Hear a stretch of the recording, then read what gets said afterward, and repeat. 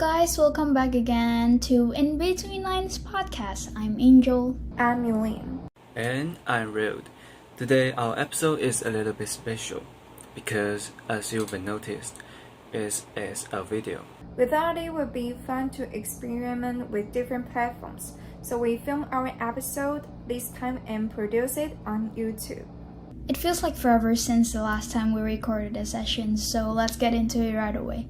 In today's episode, we are going to talk about the Victorians' obsession with death. It might sound a little bit airy at first, but we think it's quite a unique topic to talk about. Most people may only know the Victorians for their prudish and repressed behavior, but only a few know about their fanatical obsession with death. Even historians come to call this fascination the cult of death.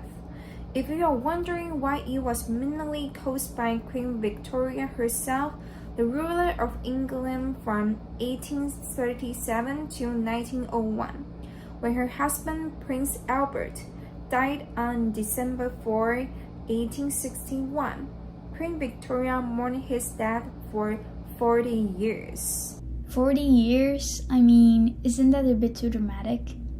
It does sound dramatic, doesn't it? But it is true.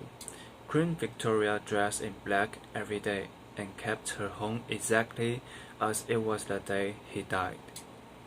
Each morning, servants set out Albert's clothes, brought hot water for his shaving cup, scoured his chamber pot, and changed the bed linens. Even the glass from which he took his last dose of medicine stayed by his bedside for nearly 4 decades. Not only that, but I also heard that in nearly every photographic portrait of the royal family, there is a painting or sculpture of the prince, and it is displayed among the children and relatives when posing for the picture. I mean, the queen herself was dressed in black and wore a bracelet with charms and locks of his hair. As from the modern society may see the behavior as odd or peculiar, but it was actually considered inadequate back in the 19th century because of the high mortality rates in Victoria England death, and mourning became a way for their survivors. Furthermore, with such an archetype of mourning in charge of the country, it is no surprise that people follow her. In London in 1830, the average lifespan for middle to upper class males works 44 years, 25 for tradesmen and 22 for laborers. 57 of every 100 children and working class families were dead by 5 years of age. Because of this, they developed elaborate rituals to deal with death. When a death occurred, it would touch every facet of the family. Mourning practices were typically grandiose and affected the decoration of the home, the clothes women would wear, and even how the loss would be memorialized. For example, in one of the rituals, typically one or more grieving relatives would surround the bed waiting to hear the last words, signifying the transition from this world to the next. In fact, during that time, the use of drugs was discouraged to keep the dying as lucid as possible in the hopes of hearing a climactic testimony to the meaning of life. This is called the death watch. It is a practice to hold a funeral at home, where the body of the deceased would either be properly displayed in a parlor or tucked away in their bed to appear as if they were simply sleeping. These types of deathbed scenes were highly dramatized in much of the literature and artwork of the time. For example, Charles Dickens devoted numerous chapters in his novels to prolonged deathbed watches. Other than that, did you know that there's a thing called the funeral fashion of Victorian era? Funeral fashion? Do you mean like how people dress in black during funerals? Yep, it's similar. In today's society, one is expected to wear the most formal black outfit when mourning a death. However, 156 years ago, people replaced their entire clothes with mourning clothes to cope with grief. From 1815 to 1915, Mourning costumes were as essential and glorious as wedding dresses. The Victorian mourning attire reflected the invisible connection between glamour and grief. The middle class during that era adopted a straight mourning dress and etiquette rules to prove their gentility and cement their class status. That's true. During the full mourning period, widows were required to wear black dresses with a full-length black veil whenever they left the house, and were also forced to avoid any social activities and events. The purpose of the veil was to act as an armor and signifier of grief for women.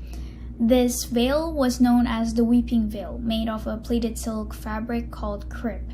However, these veils used to cause skin irritation, respiratory disease, blindness, and even death due to the chemicals used in the manufacturing process. As a transition to the half mourning period, women were allowed to add a small amount of gray or purple in their outfits and could re-enter the social scene again. For men, it was easier for them to choose their mourning clothes, as they were required to wear simple dark suits and black gloves, headbands, and cravats. Children, on the other hand, were not expected to wear mourning clothes, although some families had their daughters wear white dresses during the grieving period. Of course, Queen Victoria isn't any different. During the mourning period, she wore an evening gown that was conservatively cut and made of black taffeta and tulle, with dust and mourning crepe. This mourning dress reflected the traditional touches of mourning attire which she wore from her husband Prince Albert's death in 1861 until her own death. When photography became a thing during that time, one of the first things that they took a picture of was dead people. They used it as a memento mori or a reminder of death. People at that time didn't usually have their photographs taken due to the high prices of photography. So when someone died, it became sort of a less chance for them to get the pictures of them. Considering the high mortality rate of children, there were many pictures of dead kids. One thing about the photography during that time was that the exposure time of these cameras was really long and it could go up to a minute and a half. With that in mind, it was impossible not to move a little. That's why most of the pictures from that time were blurry. Therefore, one way to hold the dead child still during the shot was to put the subject's head on a stand, and the picture of these dead children was usually taken alongside other family members. So you can basically tell which one is a dead child, which is very, very creepy.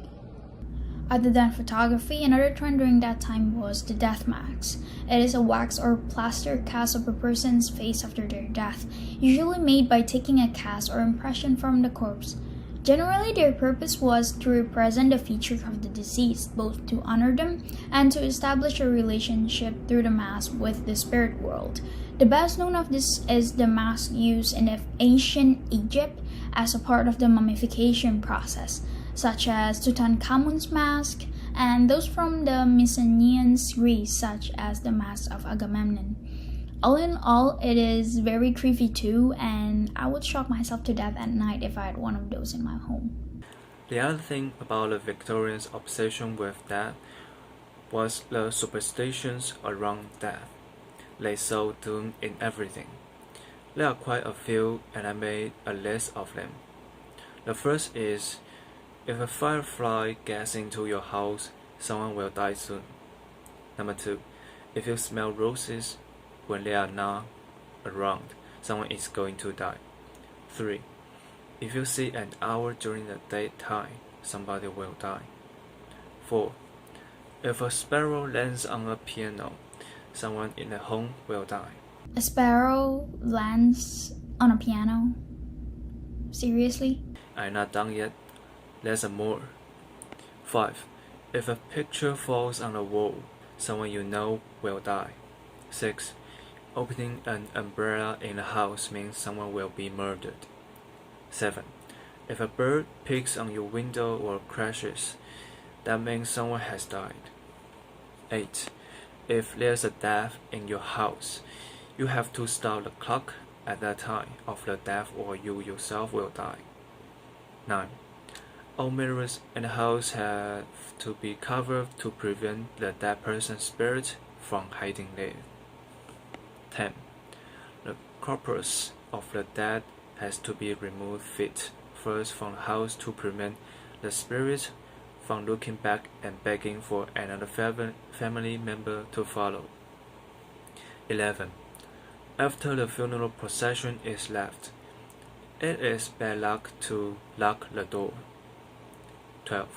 If you see a funeral procession in the street, you're supposed to turn your back because facing it is bad luck. But if you can't, you can just hold on to a bottom. 13.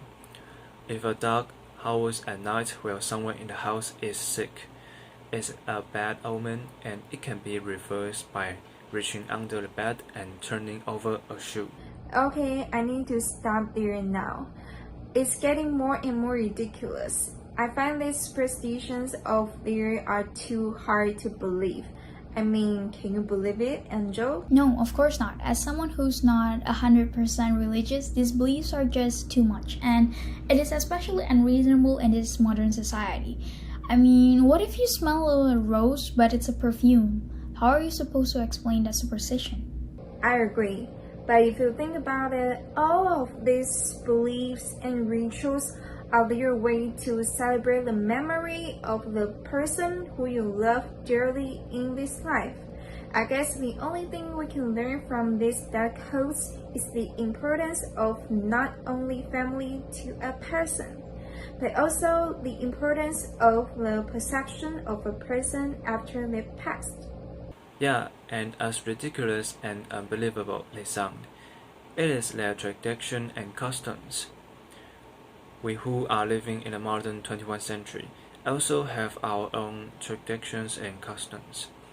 To us, these have become the stories and histories that people talk about. Maybe, just maybe, people in the future will also think our culture and traditions to be weird, ridiculous, or possibly obnoxious. Seeing the existence of TikTok nowadays, I wouldn't think it's impossible. However, nevertheless, it seems that it is time to end our episode for today. Thank you everyone for watching. We hope you liked this special episode today. We'll see you next time. Bye-bye. Bye bye. Bye.